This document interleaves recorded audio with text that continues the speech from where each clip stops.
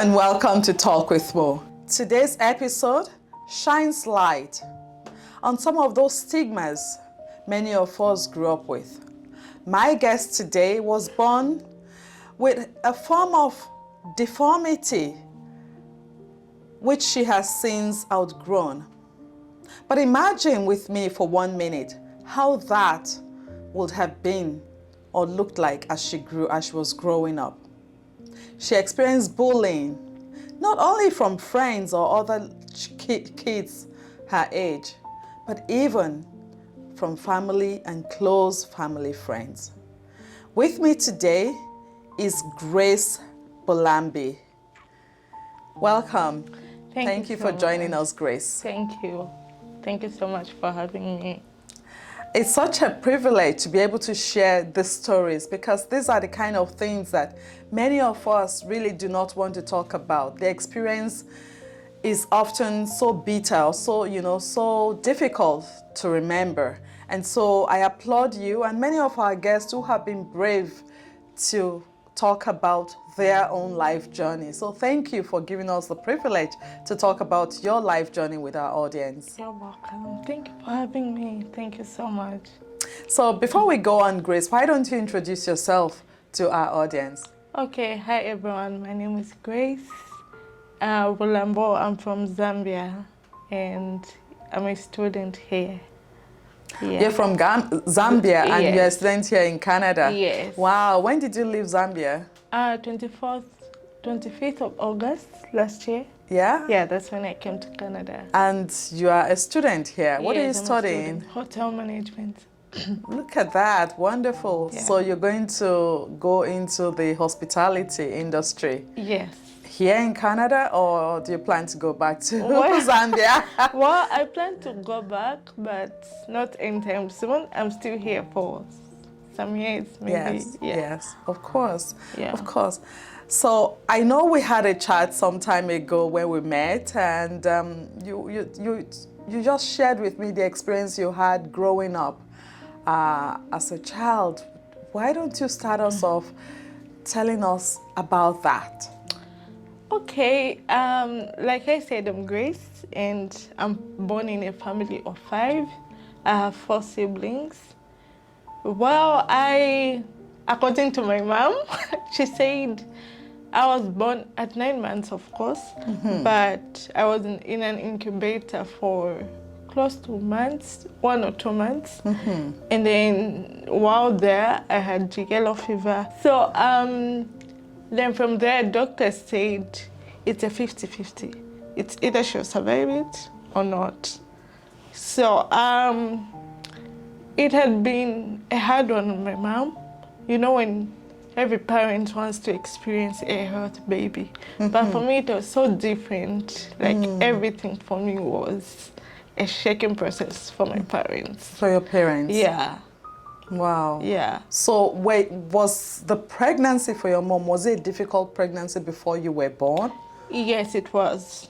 Okay. Because when she went for scanning, they told her the baby isn't in a stable position. So they said maybe it won't be a normal childbirth.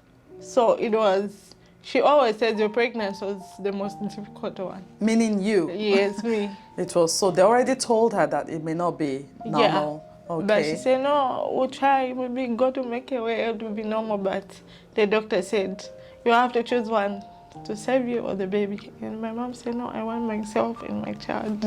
So yeah. After that, after you survived being in an incubator for a month and you came out, what was growing up like? Let me use the word a nightmare. A nightmare. Why Yeah. was growing up a nightmare? Because some of my relatives and my mom's close friends, they were like, are you sure you want to raise this child? Like, because doctors were saying she won't survive. Even if she goes home, maybe she will die after a month or 2 months. This child, meaning you? Meaning me. So my mom was like, okay, if she dies, she dies, but I'll take her home. We can't be here forever, right? So it was so hard. And you know, when a child is born in Africa, everyone wants to see the child. So everyone who comes, they'll look at me like, okay, she's such a cute baby, but are you not worried about what the doctors are saying? My mom was like, the doctor is not God, so we'll keep this child. What were the doctors saying? So the doctors, it was so hard for me to breathe without the oxygen. So meaning even if I would go home, I'll need the oxygen for me to breathe. Then my mom was in and out of the hospital because I would get sick after a few weeks. Maybe when I go back, I'll be there maybe for a month. I'll go home. So it's like when I was born, half of my months or weeks I'll be in the hospital, maybe a few days I'm home. So everyone in my family was like, no, this is not a normal child. A child needs to be born and stay at home, but you're in and out of the hospital, which is not helping. So for my parents, it was, you know, she was just overthinking, I guess, but she said, no matter what, we'll keep this child. And we'll keep her, whatever will happen, happens. So yeah, it was hard for them. Yeah, but... Now, apart from the breathing problem you described now, you had mentioned a deformity. What sort of deformity were you born with? So after I was a year old, you know, a child, they'll be learning how to walk, but for me, I was just on one place. So meaning, you know, it's in Africa, we never had a bigger house. So it's, they want to clean the house, they'll put a mat under a tree, and I'll be there, I'll do everything there. When I mean everything, I mean everything.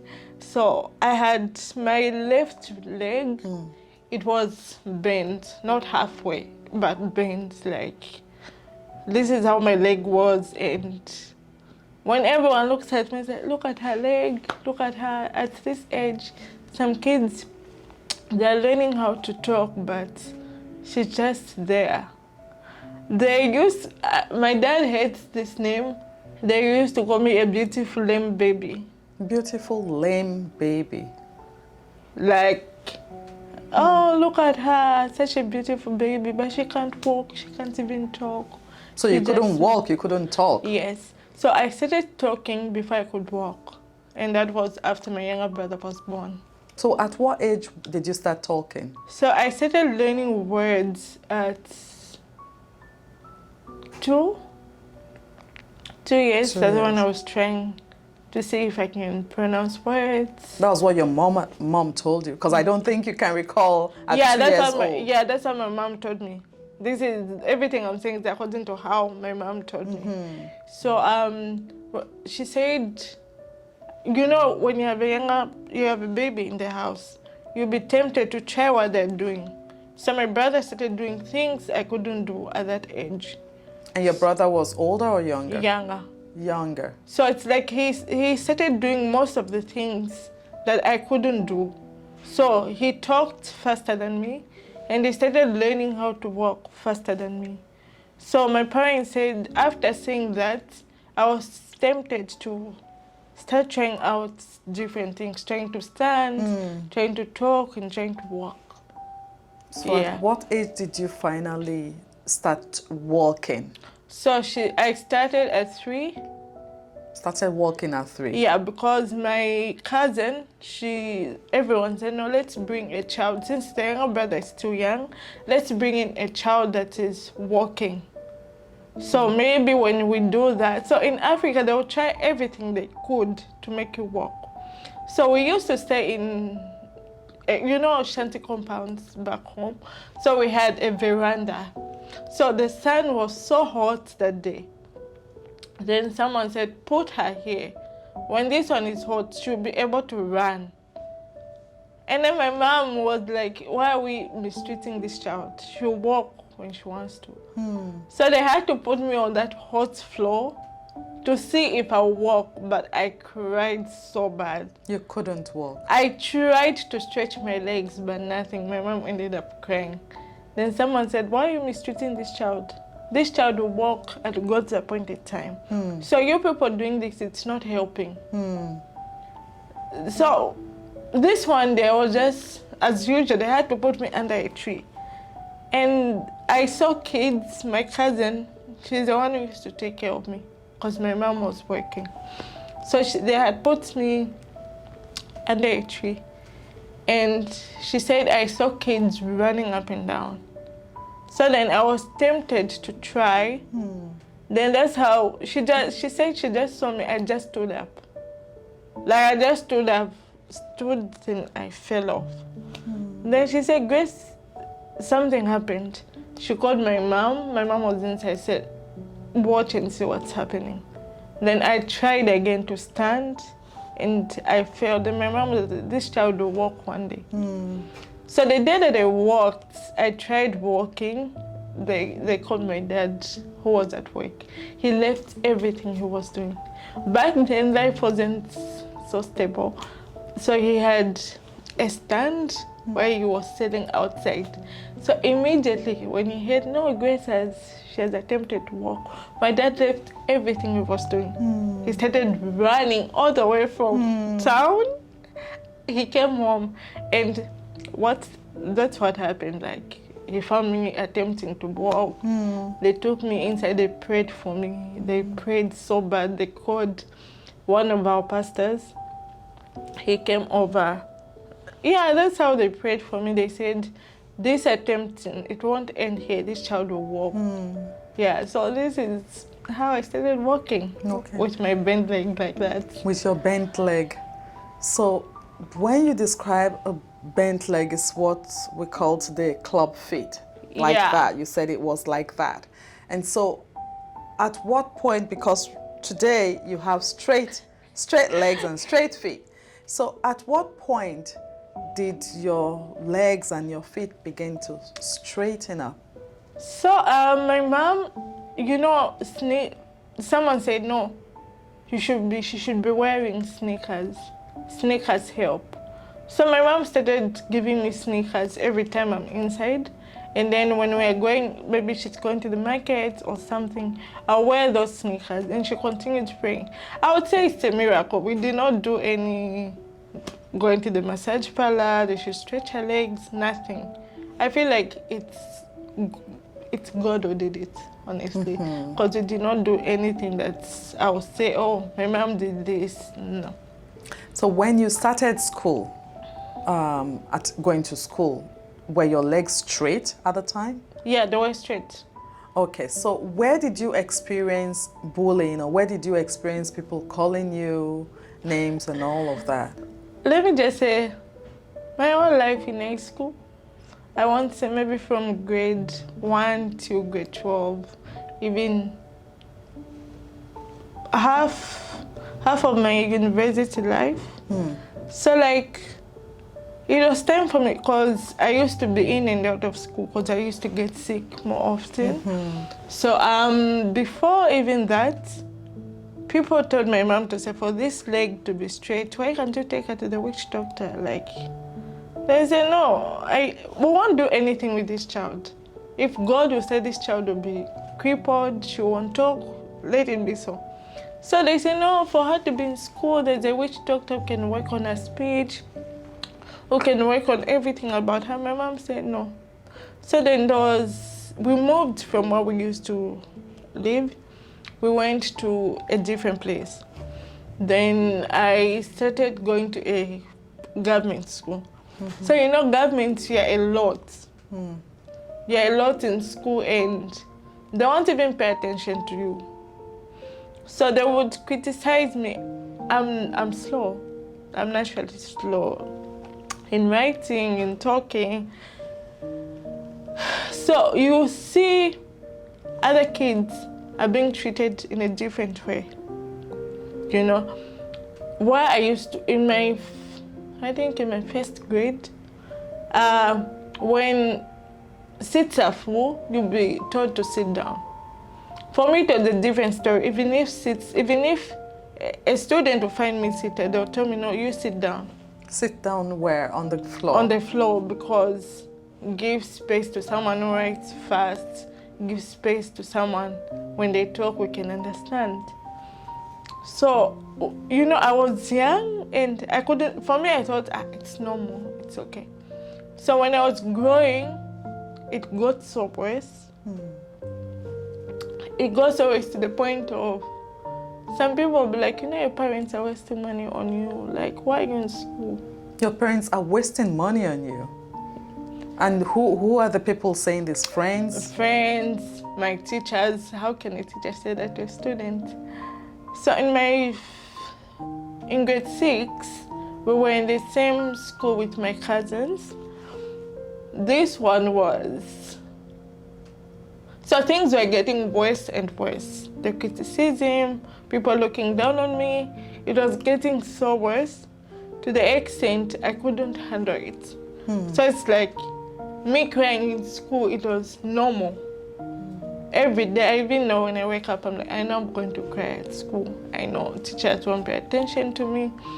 So my cousins, they reached a point of, they couldn't even support me. Like, even if someone is bullying me, they're just there. Sometimes I'll be laughing. Sometimes I'll be like, my parents usually tell her mom they should stop paying for her school fees. Like, they're wasting money. Or your cousins will be telling others. Yeah, so I'm like, okay. So, it was, I felt like it's a normal life, but it's not normal being bullied, right? So for me, it was a normal life for me, like, okay, every year, every grade, I'll be bullied, no one will pay attention to me. Then when I reached in grade 7, usually in Zambia, in grade 7, you have to write your exams. So for me, my mom said, no, Grace will be failing if we won't tell the school what's wrong with this child. So my mom said she went to our headmistress to say, no, this is the condition with my child. She's smart, and because of how she talks, because she's slow, it doesn't mean she can't be in this school. So I want you to talk to her classmates. They shouldn't be bullying her. She's a child just like everyone else. Every child is born differently. So then they talked to my class teacher. That man, he defended me like my own parent. Sorry. So he stood up for me. Like, even if a student wants to bully me or to say your handwriting is bad, you know how school life is. This man will be there to say, if any of you says anything about Grace, you'll be expelled, or I'll whip you. Because in Africa, they used to whip. So that was the principal? No, my class teacher. Your teacher. Our principal talked to our class teacher to say, no, her parents came. This is the condition of this child. Don't allow anyone to look down on her. So this man made that, I would say that was my first time enjoying school in my life. Enjoying school in grade 7? That was the first time I enjoyed, like, oh, I feel like I'm now in school. I feel like I'm counted among other kids. So this man, anyone who makes fun of me, he even chose me as a monitress. I don't know, a captain class, something like that. Yes. Then everyone was like, why are you choosing her? She's not even special. Me, I'm smart. So people said a lot of things. Then, unfortunately, he died before I even wrote my grade 7 exams. This man died and I cried. My mom said, maybe we should take her to a different school because this man has died and we don't know what is left of her. He's the only parent she had in high school. So when I went to a different school, it was worse. It was worse. Now, before grade 7, before your parents went to speak with the principal, why did they choose at that time to go? Is it that they were not aware that you were being bullied, or they just did not go to the principal? So they thought it would cost money. Maybe me having a teacher to support you, or defend you, but then life wasn't so good. So till someone said, no, when you talk to the principal, things will change. You won't even pay anything. They need to understand how Grace is. And students who, at least when they know there's a principal who talks or who is supporting her, the bullying and the despising will reduce. Yeah. So that's how they decided to do it immediately. But unfortunately, my teacher died. And so even if he died, some people already knew to say, oh, this is what is going on with Grace. Yes. Then they made a mistake. They changed me in my 7th grade. I went to a different school. And now that different school, it was in, you know, these rich kids' schools? You know, their kids were not well brought up. They find pleasure in looking down on someone. Wow. So they took me to a different school. I used to feel like I'll get a 0%, 0 out of 10. Because my, this teacher, he told me words like, you know what, I feel lazy explaining things to you because I don't feel you're smart enough to understand. The teacher told you this? Yeah. Because how come you're the only one who's coming to me saying, oh, you didn't understand? And so it's like they had, you know, how, like an outcast, we can't mingle with her. So they considered you like, they treated you like an outcast? Yeah. Wow. It was like, this is how I am. So I did not understand everything. Till one day I couldn't take it. I called my mom. I said, my mom and my dad to say, I'm tired. Like, why is my own story different? You know, everyone will be, my friends will be, you know, I was a child. I want to have friends. I need to play. So I'll be like, why is my own story different? Tell me, why do people bully me, or why do teachers say this about me? Then my mom called me and my dad to say, okay, this is your story. This is how you were born. And it's high time you accept who you are. That's how you were born, like nothing will change. Everyone is born differently. So then I said, okay, fine, I'll try. I passed my exams. I passed my grade 9 exam. Then in grade 10, I went to another school that was in town, far from my house. Why were you changing schools? So I was changing because my parents thought if I go to a school that is in town, there are kids who are well brought up. You know, there's some rich kids who are, they're well mannered, they're well behaved. So I was changing because they were trying to see maybe there'll be a school that will accept me and love me and embrace me like any other child. So I went to Great North Road and it was another nightmare. But this one, it was kind of different because I found one of our teachers who was good to me. So I used to cry like every day. You know why a prefect will come in class? They just want to pick on me. This girl hated me for no reason. She told me to say, do your parents know this is an expensive school? Or maybe they're just too rich enough to bring you here. Another student was saying this to you. And this is a prefect who is in charge of what's going on school. Then I said, but why are you telling me this? Then they said, do they understand to say you're not like, if you look at all the girls in this class, do you know you're so different with them? They're smart, you're not smart. I feel like it's high time you should be homeschooled, or you should maybe, I don't know, but they should do something to keep you away from us. People Away like from us. I'm like, what do you mean people like you? I'm like, you're too dumb, you can't understand. So I grew up with such words being said on me, and at one point I feel like, oh, it's normal. You know, it's stuck in me. You know, I'm a child. You know, when you say something to a child, Over and over. they get used. So I was used to anything being thrown at me. Till this one in grade 11, our principal said, I want you to be a prefect. I laughed. I'm like, me, a prefect? Who will I control? Like, who will I tell, oh, stop, and they'll stop? So it's like he knew what was going on with me. My mind was already messed up. Like, I was used to being bullied. Then he told me one thing to say, I want you to stand up for yourself. Like, no one will do it. You feel like it's normal being looked down upon. Grace, you're smart. Just try to give yourself this chance. You can do it.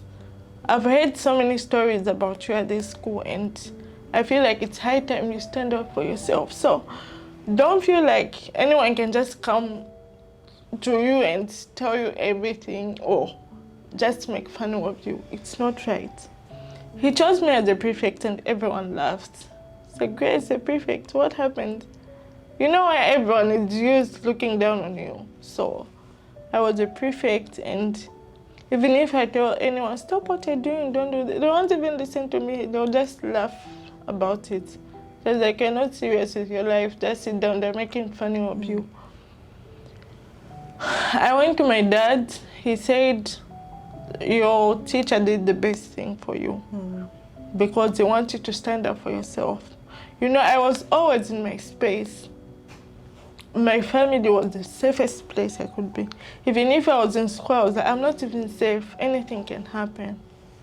So things changed in grade 11. At least the bullying was being, like, it was reducing. After you became a prefect? Yes, because whatever happened, when I tell the principal, the child will be expelled or something. So that's how I started enjoying school life again. I graduated, I passed like very good grades. And then before I could go to college or university, I waited for some time because I got sick. Then in 2021, I went to Cape Town. Another nightmare happened. Now this is outside of your country? Yes. So my sister said, no, Grace, she's been in a comfort zone. My sister calls it a comfort zone because I'm always with my parents. Anything will happen, I'll go there, I'll cry at my dad's lap, or my mom. So my sister said, you know, Grace is smart. It's high time she stands up for herself. So before I went to Cape Town, I said, as a friend of mine, she introduced me to this woman. She sat down with me, I told her a story. I told her my story, sorry. Then she advised me to say, you know, when you share your story, you're saving someone's life, you know, because your parents have been through raising you. It's a lot. It's a lot of work. So it's high time you share your story. For me, my story being shared, where and how? She laughed to say, you know, you can write a book. I laughed so hard because all my life people have been saying I'm not, even my family. Not my siblings, but, you know, family members. Extended family. Yeah. So they would say nothing will come out of you. So that's how I started doing charity work. I would help the disabled, I would help the vulnerable children and the old-aged. Then someone said, you have nothing to do because all this you're doing is wasting of money. Helping the disabled and the elderly is wasting of money. And resources. Wow. Because what makes you different from the people you're helping, you also need help. I was like, oh, wow. I say, okay. So I thank God for my parents. Like, my parents have been the best support system. I always say, a child born like me, they deserve parents like mine.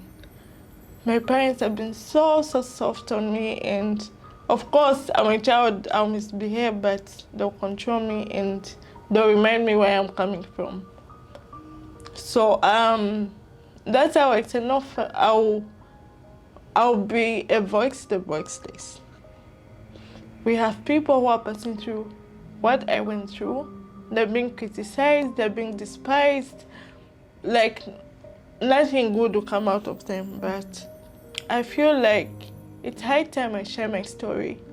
It's high time I stand up and say, no, just because someone is born this way doesn't make them less human.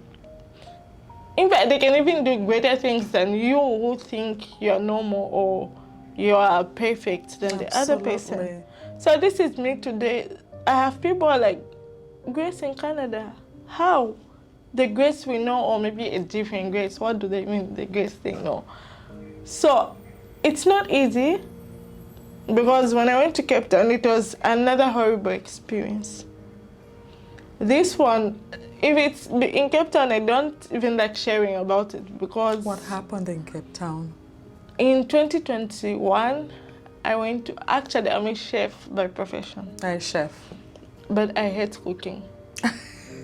So chef that hates cooking. Because anything to do with food, it reminds me of what I experienced in Cape Town. So in Cape Town, you know, people know Cape Town to be a racism country, right? So majority of people in my class, they were white. And they would treat me in a way like, as if I'm not human. Even if I know something, they won't ask me because of my skin color. Then when I went to do my internship I won't mention the hotel because it's well known, I met qualified chefs and they were so hard on me. So I'm not so fast like any other child. I try to be fast, but maybe I'm not as fast as how they want me to be. So they would tell me things like, what are you doing here? Like, what were your professors thinking bringing you in a kitchen? You know, you're not doing anything here. I would go to the toilet and cry my eyes out. Even the people I called my friends at school, they were not helping. They are the same people who would go to the head chef to say, Grace is just a useless girl. Like, even at school, she does nothing. It was so bad. Like, the only thing they would tell me to do in that kitchen is to wash dishes at the backyard, behind the kitchen. I was there to learn how to prepare meals. I was there to see how you plate your food, but they did not do that with me. They had to put me far away from food. It was like, you know, someone who has a disease that's to be spread everywhere. That's how they treated me. Cape Town, I had a very horrible experience because I would say no one believed in me. And I remember when I was accepted to come to Canada, I told my principal, she started laughing at me. In Cape Town? She said, do you know the Canada you're talking about? Or maybe there's another Canada that we don't know about, because the Canada that we know, you're like, you're even here at this school.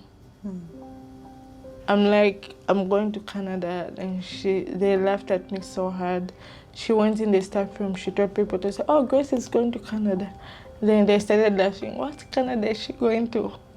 So, you know, they thought maybe I can't do anything in life. Like, my life is just being a chef, helping in the kitchen. So they said, no, I think she's joking. So they sent the papers to say, oh, she's been accepted at Niagara College in Canada, so she needs to go back home in Zambia to get ready. That's when they knew, oh, it was serious. That's how everyone started treating me like, oh, hi, Grace. We heard this. Oh, we are so happy for you. Then I'm like, what has changed? I'm still the same girl who can't do anything that you people can do. You look down on. You people look down on me, so I don't see what has changed. So when I went home, I told my dad to say, I will stand up for people who are being despised and looked down on. Like, we can do anything. Just because we are born with this condition or in such a manner, it doesn't mean we can't achieve things. We can even do greater things than anyone who thinks like, oh, they're smart. So when I came here, I was, oh, school will be so hard. There's someone in my family who told my dad to say, Canada, Grace, you people have money to waste. You have money to waste, sending Grace to Canada. Till today, my dad hasn't told me the person because he thinks I'll hate them or... They must be close family. Yeah. So then I'm like, who said it? Even my mom, they said, we won't tell you. But this is what they told us. But we believe in you, and you already showed us you were in Cape Town. You passed so well, you graduated, and we know you'll do greater things when you go to Canada. So how has it been since you came to Canada? So you came to Canada August of 2022? Yes. And this is July of 2023. So you've been here almost a year. Yeah. How has your experience been? It's been okay. I can't compare it to Cape Town. So, you know, earlier I said I grew up with this mentality of saying, oh, people look down on me. You know, back home, when I'm talking to someone, they always make fun of me. Oh, what are you saying? You know, when a child is born in a different way, the people ask questions. Why are you like this? Why is your eye like this? Why is your arm like that? So I grew up with that. So when I came here, I would just sit to myself. You know, I wouldn't, I was so scared. Even if someone approaches me, I'm like, oh God, what are they going to say about me? What if they start asking me questions again? But it's so different here. I'll talk to my professors. Like, they're embracing me, like, I feel like I'm counted. Valued. Yeah, you know, like, even if I'm in class, they'll say, oh, I'll have an answer. But because of my past experience, I'm like, oh my God, what if he points at me, then he says this? But it's so different. Like, ever since I've been here, I haven't had that discrimination. And the way people are treating me here, I feel valued. I feel like I'm human. You are human. Yeah, Much so more. it's so different. It's very much different. Because I remember telling someone to say, I'll share my story. And you know what? They laughed at me. Like, they laughed at me.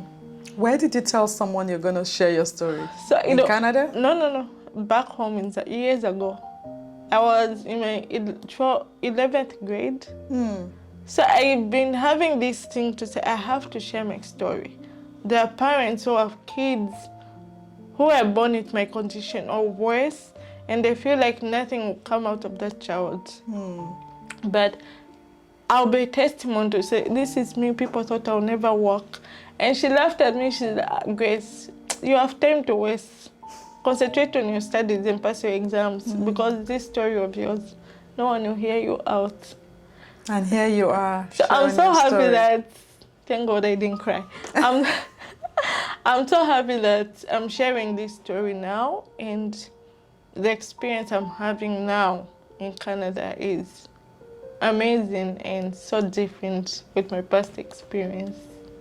Yeah. We are happy for you. Thank you so much. And you are so much valued. Thank you. Thank you so much. Can I give you a hug? Of course. Thank you so much. Thank you. Thank you for sharing your story. Thank you for being so brave. And thank you for believing in yourself.